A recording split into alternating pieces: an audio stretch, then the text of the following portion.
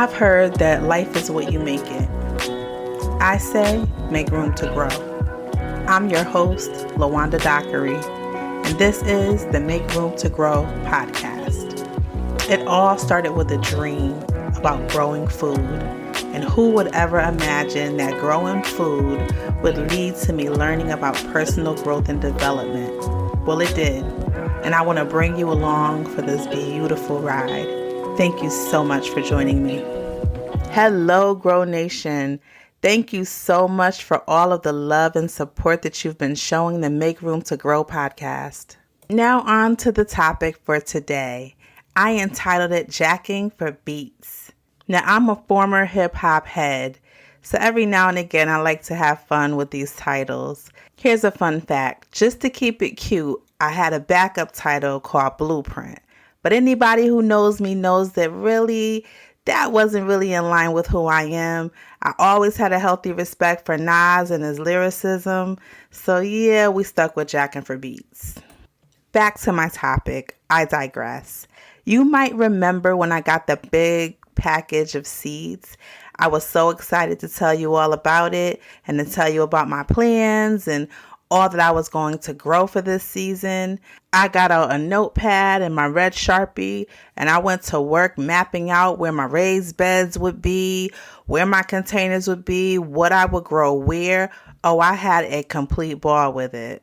I told y'all I watched a million videos on how to grow loofahs because I was totally fixated on that, and I still am. But all in all, I had a little nudging, just a little nudge, like, Like how do I know that this is really what I should be growing? I'm all excited about all these different new bells and whistles and what have you, but how do I know that this is what God wants me to do?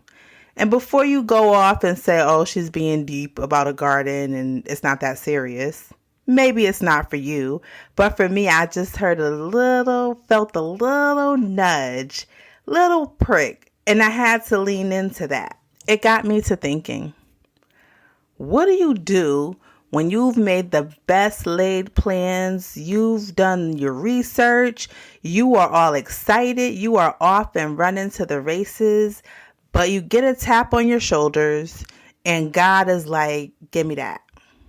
What do? You're excited, you're ready to go. You got it all worked out. You know what you're going to do. You can see the finish line. And God taps you on the shoulders and he's like, give me that. Yeah, I want that. That thing.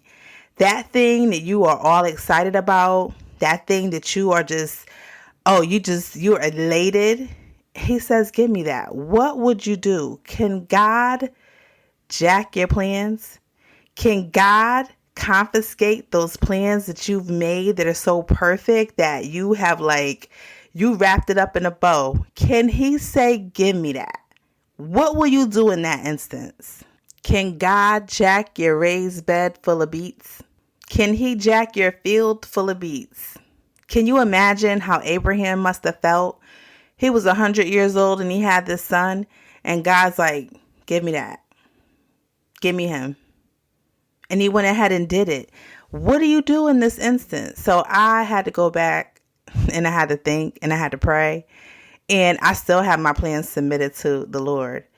Because the truth is, he owns everything that we have. Everything that he's allowed us to have in our hands is owned by him. He can touch it in an instance. But will you give it up freely? Right? Or will we make an idol of it? I just wanted to pose that question to you today. It's a very simple concept, but I want you to think as you are planning out your life, as you're planning out your garden, as you're planning out how you want to use that talent, how you want to use that gift, it belongs to God. I say jacking for Beets. It's not jacking anything because it belongs to him. So he's not illegally taking anything that already belongs to him. So that's just a play on words. I'm clear that he owns it all. But will you give it back to him freely or will you hold on to it tightly? And can he be the one to steer your path? Can he be the one to actually draw up the blueprint, to draw up the architectural plans, because what he puts together, oh, you can be assured that it's going to last. You can be assured that it will forever stand. What will you do when the point comes when God says, give me that?